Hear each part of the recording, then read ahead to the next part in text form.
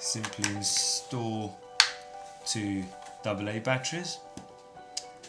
Press enter to set the current time and day. To program your unit, press the program button, choose the day you'd like the unit to come on for, or each day.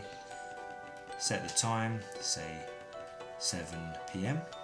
Press enter, choose the day and time you'd like the light to go off. Let's set it for 9 PM. Enter. You can then set as many programs as you like, up to 9 times a day, and that's your timer set. Setting the unit for 1, 2 or 3 gang switches, remove the wheel and place according to the number of gang switches you have. To remove the wheel, simply pull from behind. For a 2 gang switch, place the 2 wheels as indicated by the numbers.